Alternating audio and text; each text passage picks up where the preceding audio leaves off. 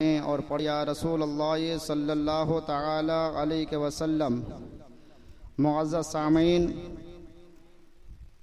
मैं कुरान मजीद की एक बहुत ही मारूफ मशहूर आयत करीमा की तिलावत करने का अपने आप को मुशर्रफ किया है। अल्लाह रब्बुल इज़्ज़त की बारगाह में ये अरीज़ा है कि सबसे पहले इस आयत करीमा पर हमें अमल की तौफीक देकर आप सामाइन को भी अमल की तौफीक और रौफीक अता फरमाएँ। अल्लाह तबारक व तआला कुरान मजीद के अंदर इरशाद फरमाता है, या अय्युहल्लज़ीना आमनू ला ताकुलू अमवालकुम बैनकुम बिल बातिल। अल्लाह फरमाता है, ऐ ईमान वालों, तुम एक दूसरे का माल नाहक ना खाओ। इस आयत के माना में इख्तलाफ है।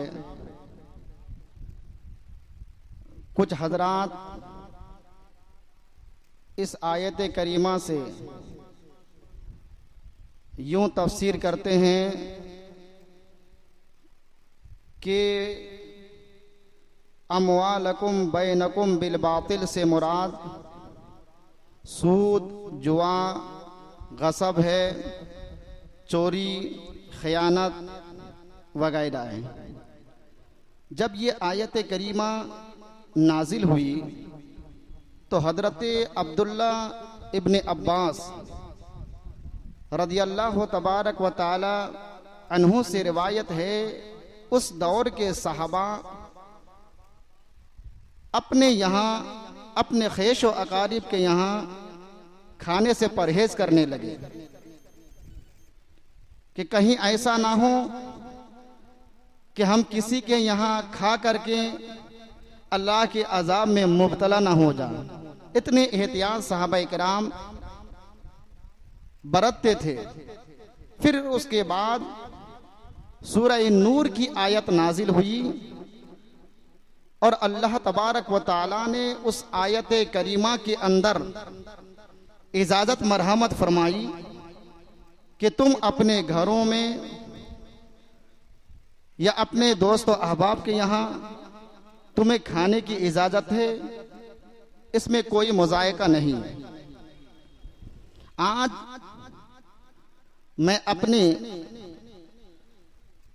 तकरीर के दरमियान इस आयत करीमा के मुतालिक उन मसाइल को बयान करूंगा कि जिससे आज उम्मत मुस्लिमा गाफिल है कि मजहब इस्लाम के अंदर यह रिज़्क़ हलाल क्या है और रिज़्क़ हराम क्या है। कसीर तादाद में लोग मुलव्विस है। हलाल और हराम के दरमियान हम इम्तियाज नहीं करते और हम ये सोचते हैं, अब बिलखुसूस इस वबा में, इस बीमारी में हम जैसे नौजवान उम्मत मुस्लिमा मुब्तला हैं। मुसलमान इस वबा में गिरफ्तार है कि अपने से कुछ करना नहीं चाहते। ये सोचते हैं कि कहीं से भी आ जाए, चाहे वो हलाल हो चाहे वो हराम हो। ये ख्वाब देखते हैं कि रातों रात हमें बादशाह बनने की ख्वाहिश होती है,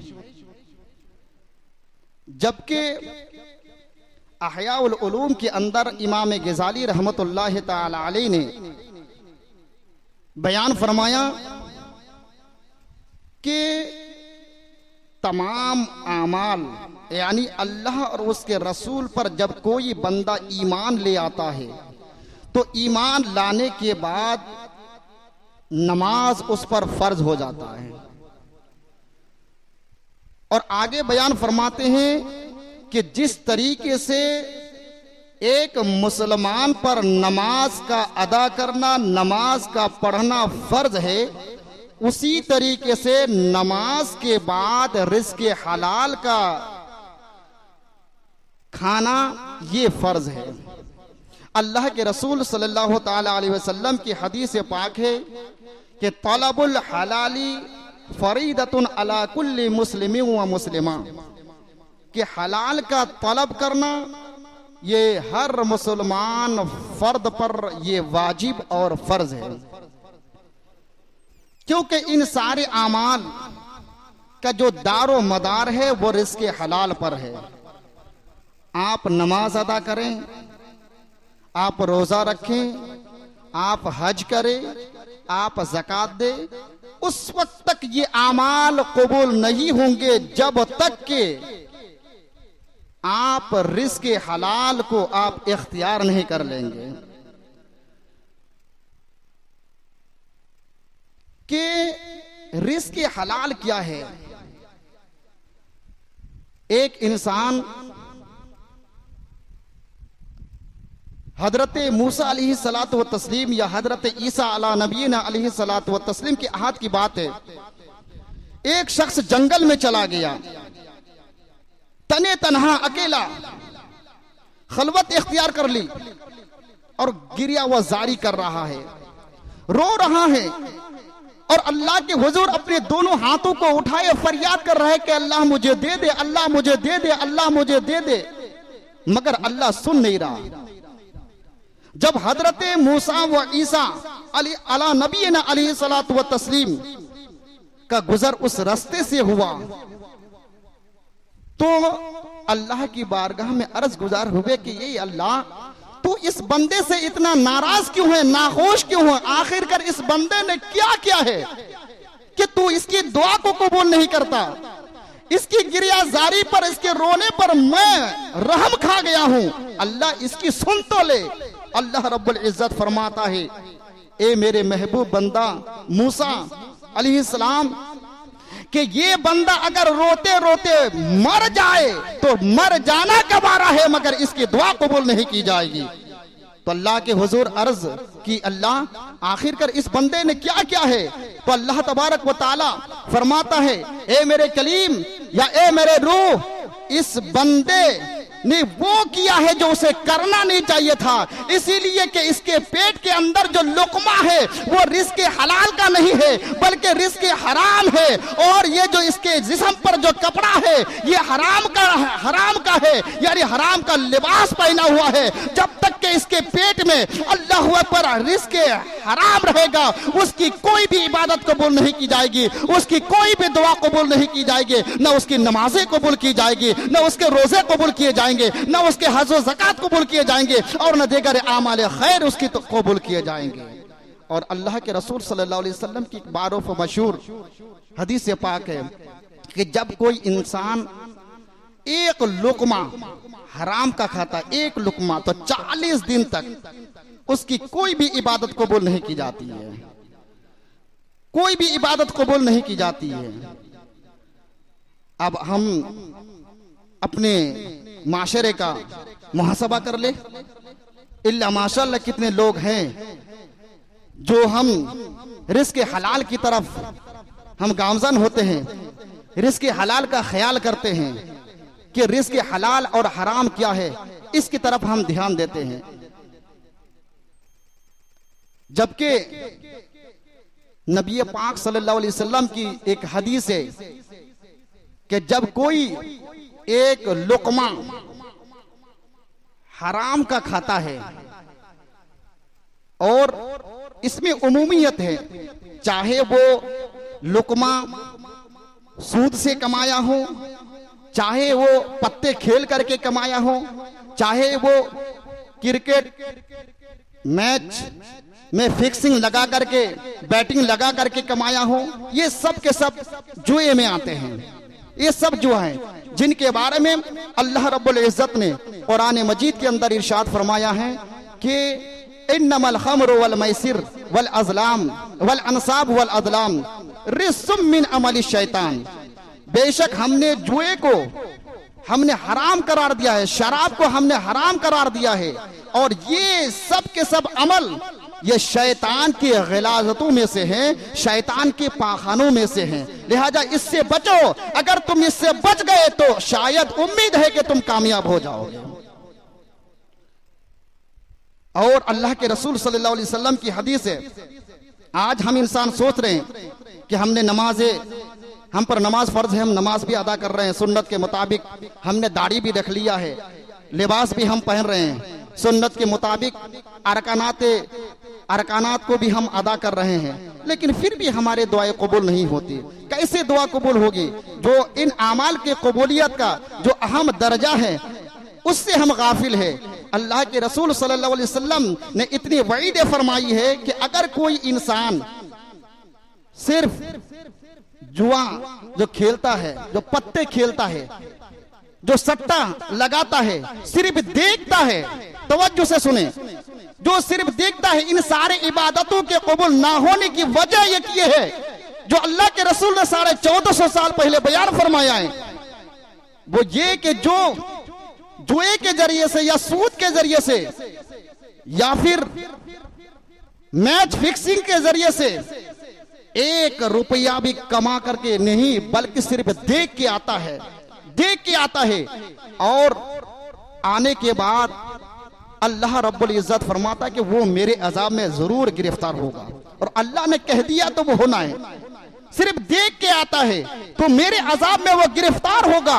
और सबसे जो अजाब, जो हल्का अजाब होगा वो ये कि जब वो दुनिया से जाएगा अल्लाह अकबर, तो वो ईमान से हाथ धो बैठेगा, उससे ईमान को छीन लिया जाएगा। और जो खेलेगा उसमें कितना बड़ा वबाल होगा।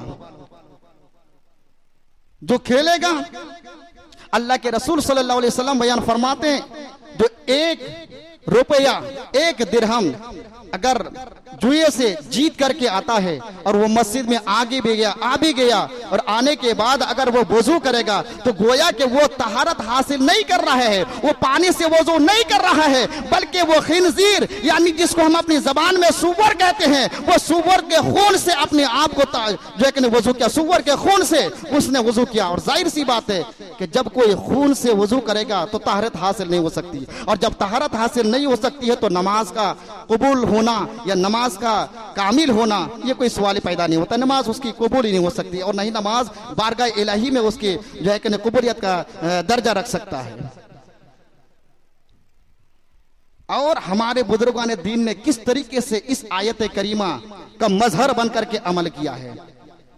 आज तो हमारे दिल से खशियत इलाही, डर बिल्कुल खत्म हो चुका है। चाहे बड़े हो, चाहे बूढ़े हो, चाहे जवान हो, और चाहे जो है बच्चे हो, चाहे लड़कपन का जमाना हो, चाहे मियाना जमाना हो, चाहे औरत हो, चाहे जो है बूढ़ी हो, कोई भी हो, आज हर एक के इल्ला माशाल्लाह हर एक के दिल से खशियत इलाही, खुदा का खौफ बिल्कुल जा चुका है। सहाबाए किराम रिदवानुल्लाह ताला अलैहिम अजमाइन के दरमियान अर्ज किया गया, सहाबाए किराम रिदवानुल्लाह ताला अलैहिम अजमाइन के दरमियान कुछ सवालात होने लगे, तो ये सारे सहाबाए किराम आका करीम रऊफ रहीम सल्लल्लाहु ताला अलैहि वसल्लम के मजलिस बाबरकत में हाजिर थे और अर्ज की कि या रसूलल्लाह सल्लल्लाहु ताला अलैहि वसल्लम, जन्नत में कौन लोग जाएंगे? तो आका करीम सल्लल्लाहु अलैहि वसल्लम ने फरमाया कि उन लोगों का जिक्र किया जो कसीर तादाद में जन्नत में जाएंगे। आका ने फरमाया कि जो अपने जबान को और अपने शर्मगाह की हिफाजत करेगा, ये इस किस्म के लोग जन्नत में जाएंगे। और जब जहन्नम के मुतालिक जब पूछा गया तो आका करीम सल्लल्लाहु ताला अलैहि वसल्लम ने फरमाया कि जो अपने जबान की हिफाजत नहीं करेगा, रिज़्क़ हलाल का ख्याल नहीं करेगा, ऐसे लोग कसीर तादाद में फौज दर फौज जहन्नम के दहलीज पर वो कदम रखते हुए नजर आएंगे।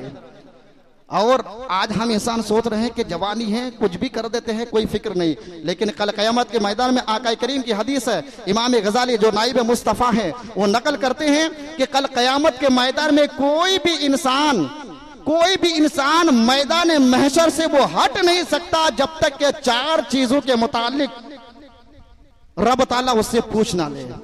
4 चीजों के मुतालिक पूछेगा, और 4 चीजों में से एक ये है कि अल्लाह रब्बुल इज्जत बंदे से पूछेगा कि ये उम्र जो तुम्हें दी गई थी, 40 साल, 50 साल, 60 साल की जिंदगी तुम्हें दी गई, बता तुमने ये जिंदगी को कैसे सर्फ किया। ये उम्र के मुतालिक पूछेगा। और दूसरा सवाल ये करेगा कि तुमने ये उम्रें कहां बिताई, कैसे गुजारी, और तीसरा सवाल ये करेगा कि बताओ तुमने जो कमाया है उस कमाई को तुमने कहां सर्फ किया और किस तरीके से हासिल किया है। और चौथा सवाल ये करेगा कि तुमने दीन का इल्म सीखा, इससे तुमने क्या हासिल किया और लोगों को क्या फायदा पहुंचाया। ये चार चीजों के मुतालिक पूछा जाएगा।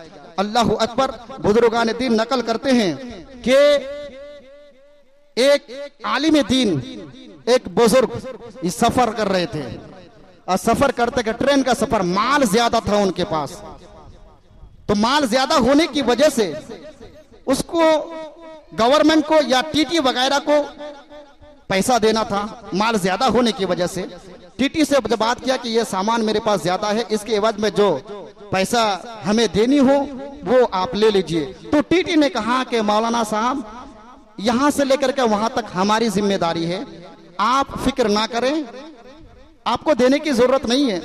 तो फिर कहा, फिर आगे कैसे जाऊंगा? तो कहा कि आगे जो टीटी आएगा मैं उससे बात कर लूंगा, वो आपकी पकड़ ना करेगा। फिर उस बुजुर्ग ने, उस आलिम दीन ने कहा कि यहां से लेकर के वहां तक आपकी ड्यूटी है, वहां से लेकर के वहां तक उनकी ड्यूटी है, वो पकड़ नहीं करेगा, लेकिन मुझको और भी उससे आगे जाना है, वहां कैसे जाऊंगा? चुनांचे टीटी ने कहा कि अब आगे कहां तक जाएंगे? तो उस आलिम दीन ने कहा कि मुझे मैदान महशर तक जाना है। एक मर्तबा मोहब्बत से सुभान अल्लाह कह दीजिए कि मुझे मैदान महशर तक जाना है। अगर मैदान महशर तक अगर कोई मुझे वहां पहुंचा दे, जब हमारा रब हमारी गिरफ्त करेगा, हमारे आमाल के बारे में हमारा रब मुझसे पूछेगा, अगर तुम्हारा टीटी इसकी जिम्मेदारी ले ले, हमारे रब की बारगाह में मेरे तरफ से वो जवाब दे दे, तो फिर मैं तैयार हूं। तो मुझसे चोरी करवा रहा है, यहां चोरी करवा रहा है। अल्लाह अकबर। इतना कहना था। वो टीटी कहते हैं कि इतनी खशियत मेरे दिल के अंदर पैदा हो गई, मैंने उसी बुजुर्ग, उस आलिम दीन के सामने मैंने सिद्ध के दिल से तौबा किया और ये तौबा किया कि आज के बाद हमने हराम लुकमा नहीं खानी है। और कस्बे हलाल की फजीलत क्या है? अल्लाह ने इस रुए जमीन पर हजरत आदम ता ईसा 1,24,000 अंबिया किराम की जमात आई है। किसी को अल्लाह ने खलील बनाया, किसी को सफ़ी बनाया, किसी को कलीम बनाया, किसी को रो बनाया, किसी को सिद्दीक बनाया, किसी को नजी बनाया। हर एक की अलग अलग खूबी है। लेकिन हमारे आका करीम सल्लल्लाहु ताला अलैहि वसल्लम को ऐसी सिफत से मुलक़्क़ब फरमाया जो किसी और नबी को अता ना किया, और वो है हबीबुल्लाह, अल्लाह का हबीब, अल्लाह का हबीब। ये ऐसी सिफत है जो मेरे नबी के साथ खास है, किसी और के साथ खास नहीं। ये सिफत किसी और को नहीं दिया गया, लेकिन अल्लाह के रसूल सल्लल्लाहु ताला अलैहि वसल्लम अपनी ज़बान अक़दस से बयान फरमा रहे हैं कि अल कासिबु हबीबुल्लाह, सिर्फ मेरी सिफत हबीबुल्लाह नहीं है, बल्कि कोई भी मेरा गुलाम दुनिया में आने के बाद अगर वो हलाल कमाता है, हलाल खिलाता है, तो वो भी अल्लाह का हबीब है, वो भी अल्लाह का हबीब है। और एक बात तो ये कि कलियों भी एक किताब पढ़ाई जाती है, उसके अंदर एक हिकायत बयान किया है। शेख अली नाम है, ये पहाड़ों पर जाकर के इबादत करते थे, लकड़ियां लेकर के आते थे। बड़े नेक शेख अली दक्काकी रहमतुल्लाहि ताला अलैह एक दिन वहां जब पहुंचे, ये अल्लाह वालों की पहचान है। आज हम उनके अमाल को हम फरामोश कर बैठे हैं, उनके तौर तरीके को अपना ना हमने छोड़ दिया है। वहां जब पहुंचे तो देखा कि एक थैली पड़ी हुई थी और उस थैली के अंदर दिनार भरे हुए थे, और जैसे ही नजर पड़ी आपने उठा लिया। उठाने के बाद ख्याल आया कि ये रकम है, इसके मुस्तहिक तो मैं नहीं हूं, क्योंकि जो चीज रास्ते में पड़ी रहती है तो फ़ुक़हा इस्लाम ने एक बाब मुस्तकिल तौर पर बांधा है जिसे लुक़्ता कहते हैं। पड़ी हुई चीज को हर कोई उसे खा नहीं सकता, उसको इजाजत नहीं है। बहरहाल मैं उधर जाना नहीं चाहता, कानून शरीयत या बहार शरीयत के अंदर आपको ये मुस्तकिल बाब मिलेंगे। तो वो लेकर के जब पहाड़ से उतरे तो देखा कि एक हबशी गुलाम जो हाथ से माजूर थे, पैर तो सही सलामत, हाथ से माजूर और काले थे, होठ भी चौड़े चौड़े थे। ये देख करके ख्याल किया शेख अली दक्काकी ने कि इसके मुस्तहिक ये है, ये बड़ा गरीब है, अगर मैं इसे दे दूं तो हमें भी सवाब मिल जाएगा, क्योंकि इससे बढ़कर के मेरी नजर में कोई नहीं है, इतना माजूर इंसान है। वो दीनार का थैला जैसे पेश किया तो उस हफ्सी ने कहा कि शेख अली ये तुमने कहां से लाया? कहा कि जो है कि पहाड़ के ऊपर वहां जो पड़ा हुआ था मैंने उसे लेकर के और मुनासिब समझा कि इसके मुस्तहिक आप है। तो आपने कहा कि आपको पहली बार नजर पड़ी, आप उस पर हाथ लगा दिया, लेकर के आ गए। मैं मुसलसल 1 साल से मैं देख रहा हूं, मुसलसल 1 साल से मैं देख रहा हूं, लेकिन मैंने हाथ नहीं लगाया, किसी दूसरे की अमानत है और पहली मर्तबा तुम्हारी नजर पर लेकर के आ गए। शेख अली दक्काक जाइए, इसलिए इसे ले जाकर के वहां दे दीजिए, मुझे इसकी कोई हाजत नहीं है। और जो शेख अली दक्काकी अल्लाह अकबर जब इसकी तहकीक करते हैं तो वो कोई आम आदमी नहीं था, बल्कि अपने वक्त का वो कुतुब थे, अपने वक्त के कुतुब। कैसे हम पैसा कमाते हैं, रिस्क हलाल का ख्याल नहीं। हमारे आका करीम सल्लल्लाहु अलैहि वसल्लम से मालदार कोई है? जमी खां, जमा खां, जमाना मेहमा, साहिब लकब किसका है? तेरा मालिक कौनैन है, गो पास कुछ रखते नहीं। ये 2 जहां की नेमतें इनके खाली हाथ में, 2 जहां की नेमतें इनकी खालियत में। उस मालिक के कुल ने तो, उस खालिक के कुल ने तो इसे मालिक के कुल बना दिया। दोनों जहां इनके कब्जा इख्तियार में है, किसी चीज की कमी नहीं है।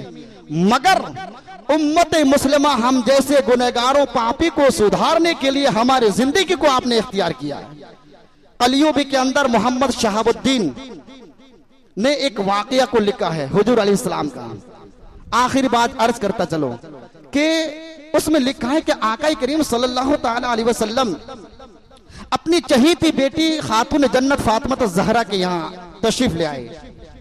हसनैन करीमैन दौड़ते हुए आए, अर्ज की अब्बा जान घर में खाने का कुछ नहीं है, बच्चे सुबह से भूखे हैं। अल्लाहु अकबर। तो नबी पाक सल्लल्लाहु अलैहि वसल्लम ने फरमाया कि बेटी कुछ भी नहीं है, कि अब्बा जान कुछ भी नहीं है।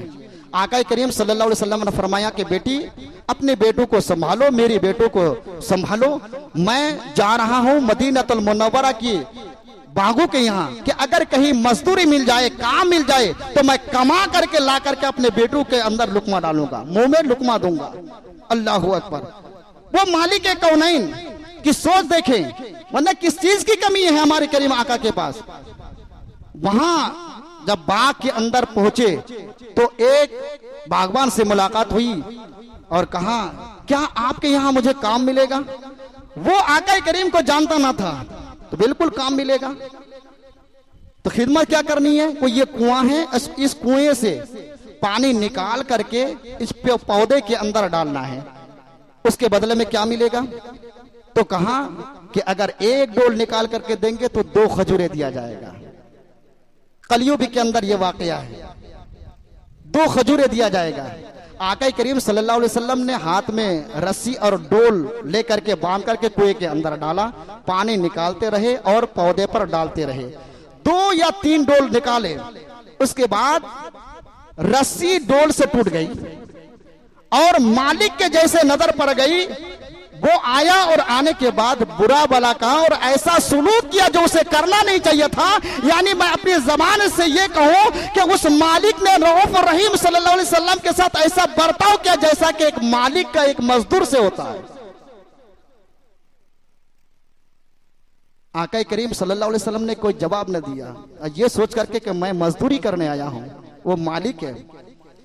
तो आका करीम सल्लल्लाहु ताला अलैहि वसल्लम ने फिर रस्सी से डोल को बांध करके वो पानी निकालना शुरू किया। उस दिन तकरीबन आका करीम सल्लल्लाहु अलैहि वसल्लम को 8 खजूरें मिली और वो 8 खजूरें लेकर के खातून जन्नत फातिमा ज़हरा के यहाँ आई।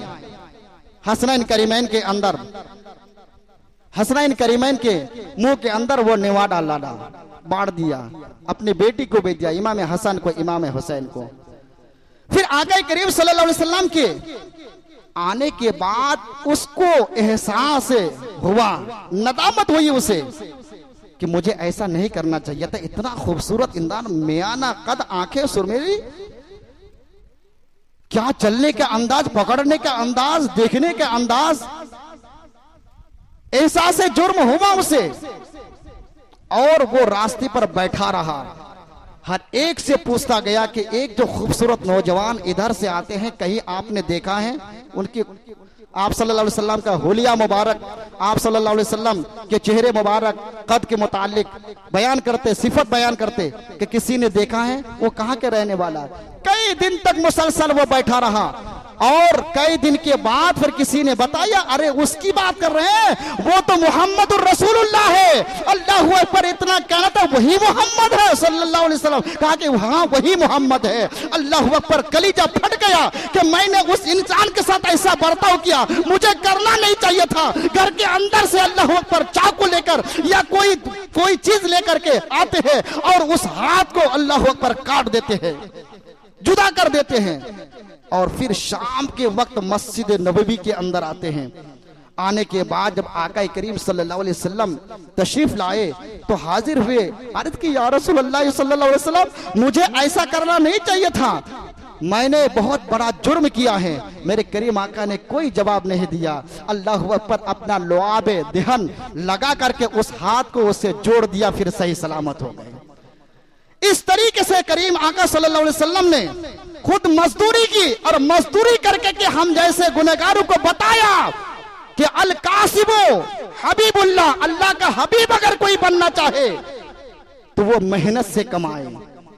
और आजकल देखा जा रहा है कि बिलखुसूस हम जैसे मुसलमान चाहते हैं कि उसके पास बिल्डिंग है, हमारे पास भी बिल्डिंग बन जाए, उसके पास कार है, हमारे पास भी कार आ जाए, वो अच्छा उम्दा लिबास पहनता है, हम भी अच्छे कपड़े पहने। अल्लाहु अकबर, कभी हमने ये नहीं सोचा, अरे वक्त का सिकंदर आजम,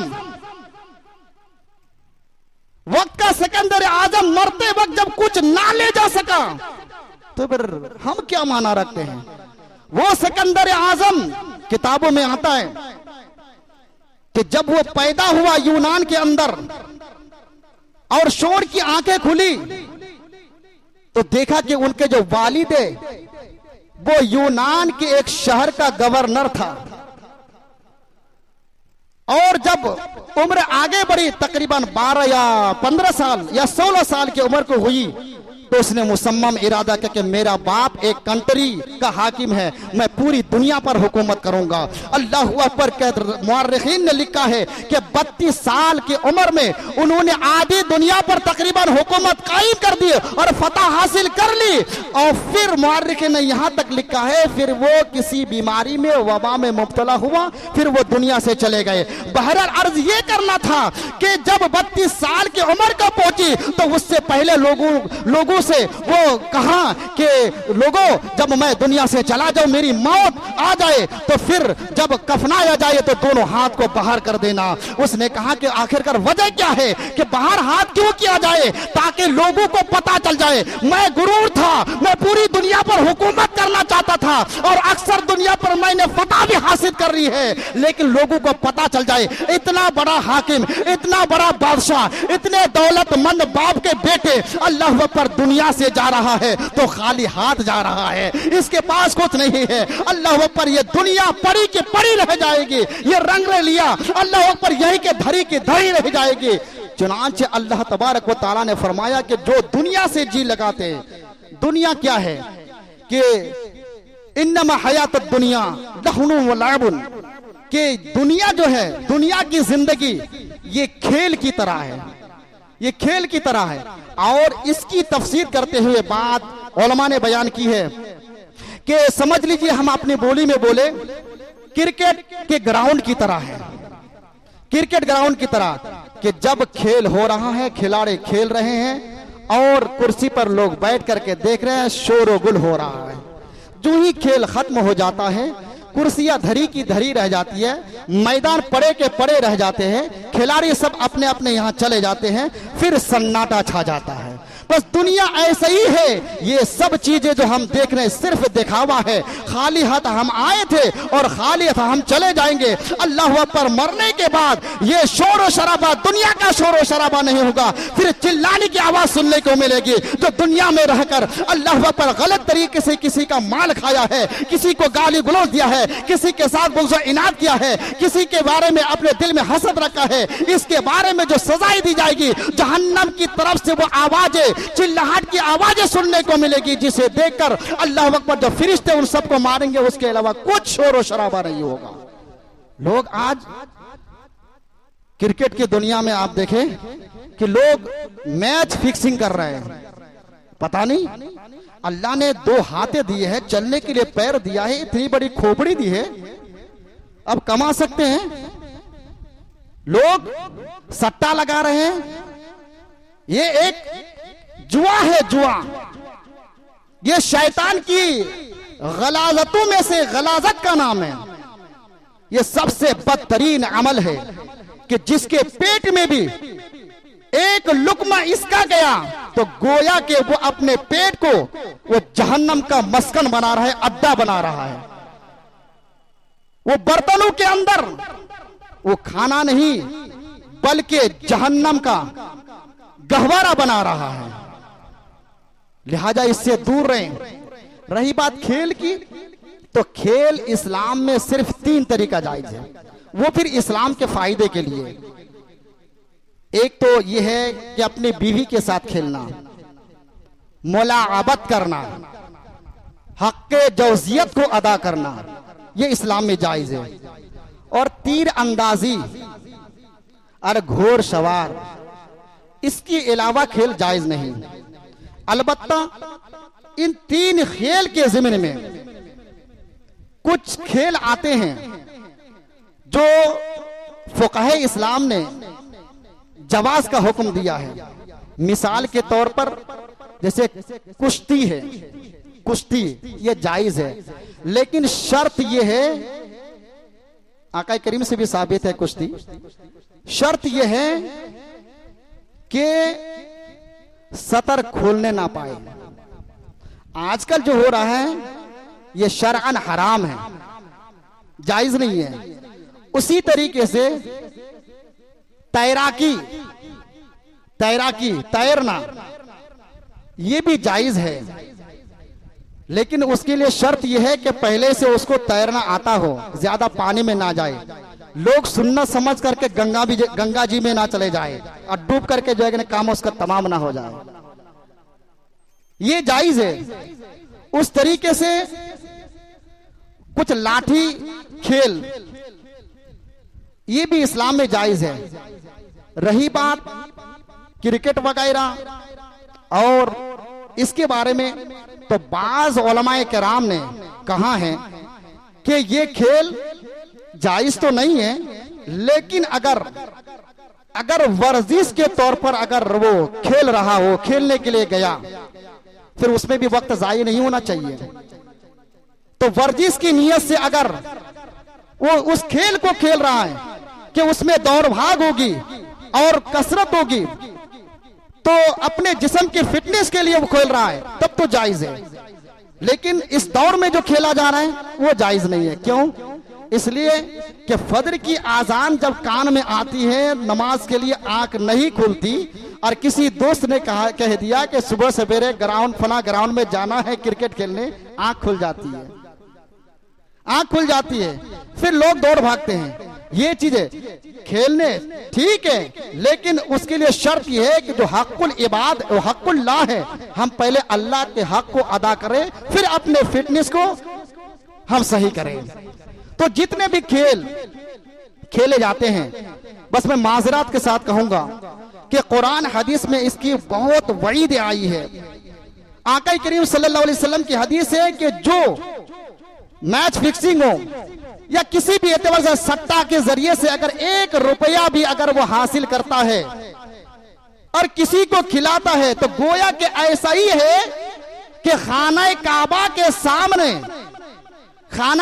के सामने उसने अपनी मां के साथ अल-इयाज़ु बिल्लाह मुकाला किया हो। इतना बड़ा गुनाह है। लिहाजा आप अल्लाह के अगर महबूब बनना चाहते हैं, अल्लाह के हबीब बनना चाहते हैं, तो रिस्क हलाल कमाइए, उसमें अल्लाह रब्बुल इज्जत बरकत देगा। क्योंकि जो रिस्क हलाल होता है उसमें टाइम लगता है इकट्ठा होने में। हराम की कमाई में बरकत नहीं होती और हलाल की कमाई में अल्लाह के रसूल ने फरमाया उसमें ज़वाल नहीं आता है।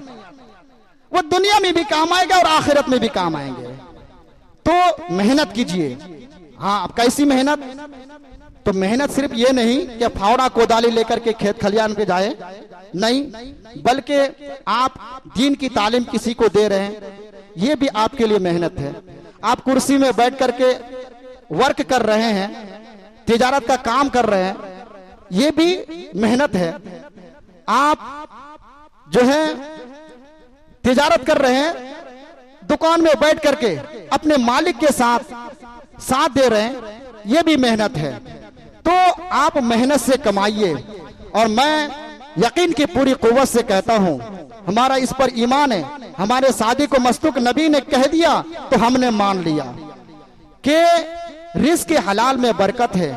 अगर हम रिस्क हलाल कमाएंगे और अपने बाल बच्चों को खिलाएंगे, जबकि रिस्क हलाल की ऐसी बरकत और रिस्क हराम के मुतालिक जब इमाम अहले सुन्नत से पूछा गया तो इमाम अहले सुन्नत फाज़िल बरली मुहद्दिस बरली ने फरमाया एक रिसाले के अंदर फतवा रिजवा शरीफ के कि रिस्क हलाल का एक लुकमा अपने बाल बच्चों को खिलाना ऐसा ही है या राहे खुदा में खर्च करना ऐसा ही है जैसा कि उसने नापाक कपड़े को या पाक कपड़े को उसने पेशाब से पाक किया। अगर पेशाब से कोई कपड़ा पाक करना चाहे, पाक हो सकता है? नहीं है। ऐसा ही है कि गलत तरीके से रकम को हासिल करके राय खुदा में खर्च करना ऐसा ही है जैसा कि पेशाब से नापाक कपड़े को पाक करना। पाक नहीं हो सकता। वैसे ही आपका ये रुपया कमा करके राय खुदा में खर्च करना आपको नफा नहीं दे सकता। अल्लाह रब्बुल इज्जत की बारगाह में ये अरीजा है कि हम सारे मुसलमान को रिस्क हलाल खाने खिलाने के तौफीक और रौफीक अता फरमाए। और जो भी हमारे नौजवान जो क्या कहते हैं ये मुलव्विस है, जुआ में मुलव्विस है, कुछ लोग कहते हैं अरे मौलाना साहब हम तो देखते नहीं हैं, वो खेल रहे हैं। हम खेल नहीं रहे हैं, हम तो सिर्फ देख रहे हैं। देखिए, देखना भी जुर्म है और खेलना भी जुर्म है। दोनों के बारे में वही आई है। इंसान को हमेशा जो ठोकर जो लगती है वो कंकर से या छोटे पत्थर से लगती है, पहाड़ से कभी इंसान को ठोकर नहीं लगता है। वो देखते देखते शैतान जब वसवसा डालेगा तो फिर वो इंसान बहक जाएगा, ऑटोमेटिक बहक जाएगा।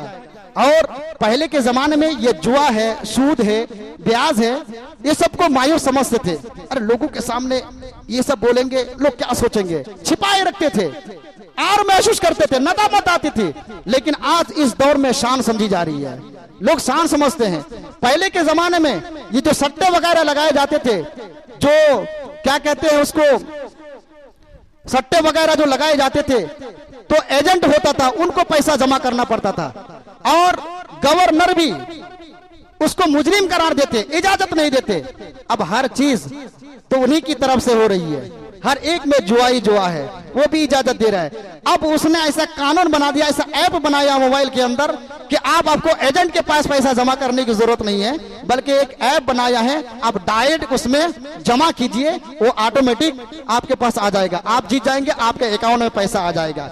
और ये बंदा आजकल के हमारे छोकरे लड़के अल्लाह अकबर इस वबा में गिरफ्तार है। लोग खेल रहे हैं, वो ये सोच रहा है कि मैं पैसा लगा रहा हूं, मेरे बाप को पता है न, मेरी माँ को पता है न, किसी को पता है। लेकिन उस इंसान को, उस नौजवान को, उस छोकरे को ये पता नहीं कि जिसने इस कायनात को पैदा किया है, सारी कायनात का जो राज़िक है, जिसके पास हमें हिसाब देना है, जिसके पास हमें हाजिर होना है, जो हमसे हमारे हर एक अमल के बारे में, जो हमने दुनिया में एक नेकी किया है उसके मुतालिक भी पूछेगा, एक बुराई भी किया है वो रब भी हमसे पूछेगा। उसके बारे में हम भूल गए, क्या वो भी सो रहा है? अगर तुम्हारे माँ बाप सो रहे हैं तो वो रब भी सो रहा है। अरे सोना तो दूर की बात है, उस रब की शान तो ये है, ला ताखुजुहु सिनतुन वला नौम। अरे सोना तो दूर की बात है, उस रब को ऊंघ भी नहीं आती, कोई भी काम करने से पहले हम सोचे, और एक बार नहीं 1000 बार सोचे कि ये काम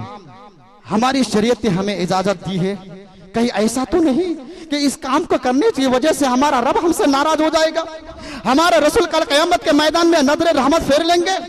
1000 बार आप सोचे, उसके बाद आप काम कीजिए। और ये जुआ और क्या कहते हैं सूद, इस सब से आप गुरेज रहिए। आप बड़ी तेजी के साथ सूद के जरिए से उरूज को जो पहुंच रहा है, अल्लाह पर उनका हशर क्या होगा, हशर क्या होगा, रब और अपने महबूब सल्लल्लाहु अलैहि वसल्लम ही जाने। अब बस बताना काम था कि मुसलमानों से ये गुजारिश है, कोई कुछ भी करे आप इससे दूर रहें, वरना इस 1 रुपए की वजह से आपके सारे उम्र की जो इबादतें हैं वो रायगा हो जाएगी। इसका ख्याल आप जरूर रखें। अल्लाह की बारगाह में यारिजा है हम सारे मुसलमानों को राह हक पर चलने की तौफीक अता फरमाएं, फरामीन रिसालत पर हमें अमल की तौफीक अता फरमाएं, सहाबाए किराम के मामूल पर हमें अमल की तौफीक अता फरमाएं, और इस दौर की वबा से, सट्टा, जुआ, सूद, इन सारे खुराफात खेलों से हमारी हिफाजत मरहमत फरमाए। आप हजरात खड़े हो जाइए और अपने सफ को दुरुस्त कर ले। मेरे बोलने में शरई एतबार से कोई अगर गलती हुई हो, मैं तौबा करता हूँ, अस्तगफिरुल्लाह रब्बी मिन कुल्ली ज़ंबी व अतूबु इलैहि, अशहदु अल्ला इलाहा इल्लल्लाह व अशहदु अन्ना मुहम्मदन अब्दुहु व रसूलुहु।